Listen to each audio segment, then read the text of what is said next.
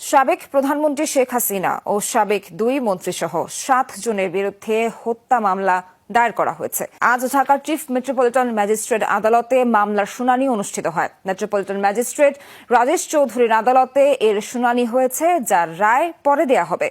আদালত সূত্রে জানা গেছে, সাবেক প্রধানমন্ত্রী ছাড়াও সাবেক সেতুমন্ত্রী ও আওয়ামী লীগের সাধারণ সম্পাদক ওবায়দুল কাদের, সাবেক স্বরাষ্ট্রমন্ত্রী আসাদুজ্জামান খান কামাল, পুলিশের সাবেক মহাপরিদর্শক চৌধুরী আব্দুল্লাহ আল মামুন, যুগ্ম কমিশনার বিপ্লব কুমার সরকার, অতিরিক্ত কমিশনার হারুনুর রশিদ ও ডিএমপি কমিশনার হাবিবুর রহমানকে আসামি করা হয়েছে। এছাড়া অজ্ঞাতনামা পুলিশ কর্মকর্তা ও সদস্য এবং তৎকালীন সরকারের ঊর্ধ্বতন কর্মকর্তাদের অজ্ঞাতনামা হিসেবে মামলায় আসামি করা হয়েছে। গত 5 আগস্ট শেখ হাসিনা প্রধানমন্ত্রীর দায়িত্ব থেকে পদত্যাগ করার পর এই প্রথম তার বিরুদ্ধে কোনো মামলা হলো।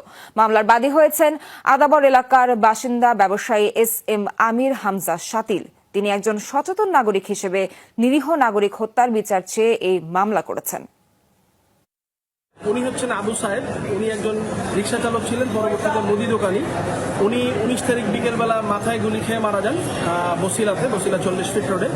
তো আমরা পরবর্তীতে খোঁজ নিয়ে জানতে পারি এই ফ্যামিলিটা খুবই অসহায়, তাদের বাড়িতে খাওয়ার চাল পর্যন্ত নাই। এরকম পরিপ্রেক্ষিতে এই হত্যার তো কোনো বিচার হওয়ার সুযোগ নাই, বিকজ কেউ এখানে বাদী হয়ে মামলা করছে না। তারপরে আমি বিবেকের তাড়নায় এই আবু সাহেবকে নিয়ে কোর্টে আসার সিদ্ধান্ত নিই এবং আজকে আমি শেখ হাসিনা, ওবায়দুল কাদের, তারপরে ডিএমপি কমিশনার, পুলিশের সাবেক আইজিপি, পুলিশের সাবেক ডিসি এবং ডিসি উত্তর, ডিসি দক্ষিণ, ডিসিডিবি এদের বিপক্ষে হত্যা মামলা দায়ের করেছি কোর্টে। এটার জন্য আদেশ পেন্ডিং আছে।